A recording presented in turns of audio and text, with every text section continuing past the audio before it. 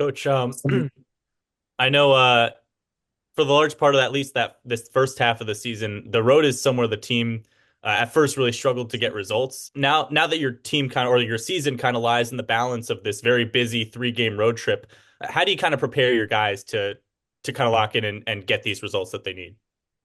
Yeah, the first one was a little isolated. The concentration was just one team is probably going to get knocked out tonight when we went to Tulsa, and we were able to knock them out. I thought we should have done it in a little more style than we did. I thought we should have been up by multiple goals at halftime. And then we hit the bar when we could have made it 3-1. We had a lot of chances to put that game away, and we didn't. And then it was hang on for dear lifetime at the end.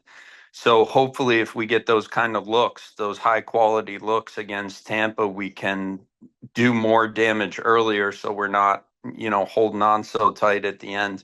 But even that's progress, creating that number of chances. I mean, we turned their back four, I think, 19 times in the first half, which is a game full of entries. So really positive signs. Tampa aren't in great form, but they're a great team, specifically a great roster, a lot of talent on the roster, a lot of depth. But I do think our front three can hit anyone when they're on. So it becomes about structure and keeping them in front of us in this game. And I'm going to turn around the exact same team tomorrow.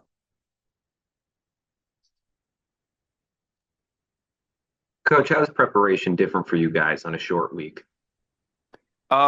Short week, it becomes more about tactics than training. A little bit more cerebral than physical. And certainly, we got down to Florida on Sunday, so that was good because we had another very long travel day from Tulsa to Tampa, and then to get all the way down to IMG from Tampa. But it was good to settle in. We had a very light training and recovery session yesterday, and today we were able to get through what we normally would tactically, set pieces, things like that, little details that could play a big part in the game. And the recovery process, when you have the team in a hotel for 2 days, can be really dialed in. So we've spent a lot of time on just making sure the bodies are right to turn into this game. And then I think when you go into the weekend, we're flying all the way to LA from Tampa, which is, I don't know that a team's ever been asked in USL to travel 7,000 miles and play 3 games in a week.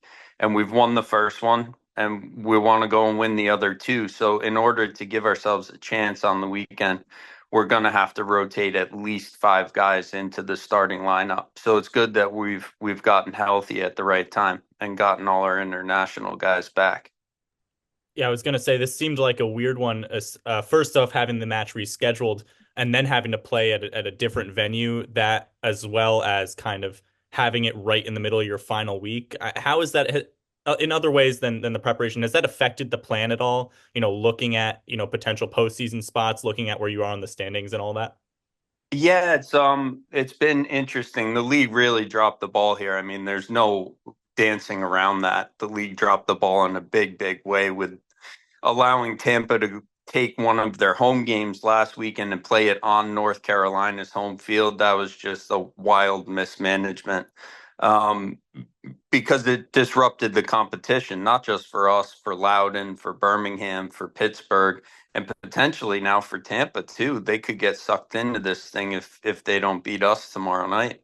So I do think it's unfortunate the way it's played out, but all we can do is, manage what's been put in front of us. So we started about a week and a half ago when we learned that we'd have to go through this kind of gauntlet at the end here, how we wanted to deploy the players, how we wanted to, approach the games in terms of stylistically, but also player rotations and things like that. So far, so good. Probably the toughest test will be that LA game on the back of this Tampa game. But we got to get something out of tomorrow night first.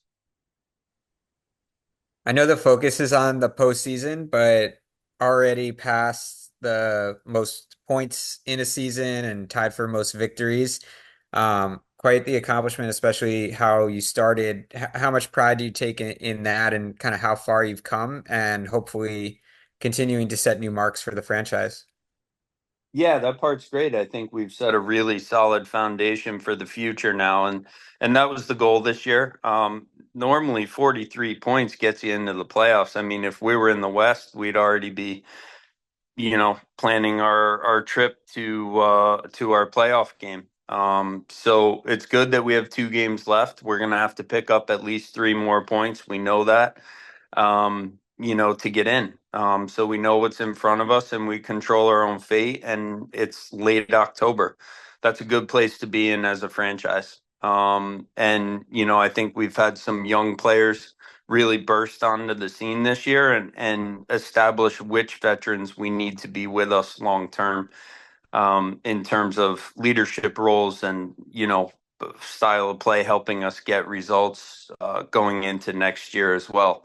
So we're going to throw everything we have at these 2 games and see what we get. But we're already very proud of what we've accomplished this year in terms of laying the foundation for a really successful franchise going forward.